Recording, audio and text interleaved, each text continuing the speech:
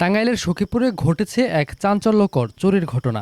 নিষিদ্ধ ঘোষিত ছাত্রলীগের এক সময়ের আলোচিত নেত্রী জেবুন্নাহার শিলার ভাড়া বাসায় দুর্বৃত্তরা ঢুকে ভয়াবহ কায়দায় লুটপাট চালিয়েছে।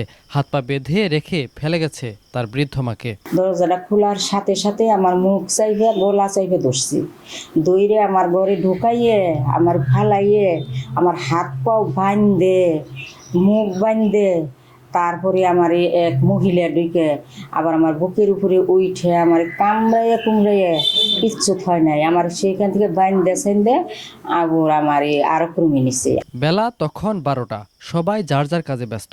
এমন সময় ডিশলাইনের কাজের কথা বলে বাসায় ঢুকে পড়ে দুইজন। বাসায় তখন একা ছিলেন তার 53 বছর বয়সী মা ফাতেমা বেগম।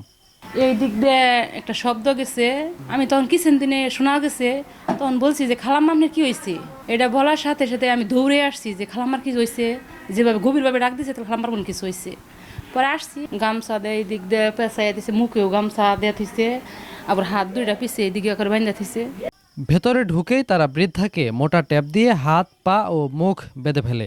এরপর আলমারি থেকে লুট করে নিয়ে যায় নগদ 2.5 লক্ষ টাকা ও প্রায় 17 ভরি স্বর্ণালংকার। টাকা মনে করেন যে 1.5-2 লক্ষ 2.5 লক্ষ টাকা হইতো, আর মনে করেন যে স্বর্ণ তো মনে করেন যে 16-17 ভরি স্বর্ণ। ঘটনার পরপরই শিলা বাসায় ফিরে আসেন এবং পুলিশকে জানায়। তারপরে বলে থানা থেকে পুলিশ আসলো, পুলিশ এসে করে সব এদিক করলো, বাইরে করে দিল, বললো যে আপনারা সবাই বাইরে যান, আমার একটু ওনাদের সাথে কথা আছে। এরকম ঘটনা হইলে পরে আমরা থাকবো কীভাবে, এটা আমাকে তো একটা নিরাপত্তারও দরকার আছে।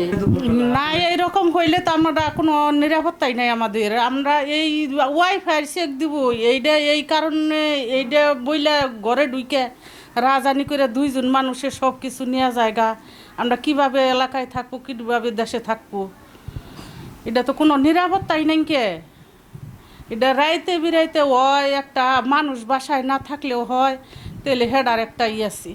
এইভাবে যে বাসায় মানুষ থাকতে তারপরে দিনে দুপুরে এই সবার মধ্যে মামা হারা, এটা আর সহ্য করার মতো না। আমরা চাচ্ছি যে যেহেতু আমরা এনে থাকার লাগবই, আমরা নিরাপদ চাই, জানি আমরা নিরাপদভাবে থাকতে পারি, এটাই আমরা চাই। প্রশাসনের কাছে এটাই আমাগো আবেদন।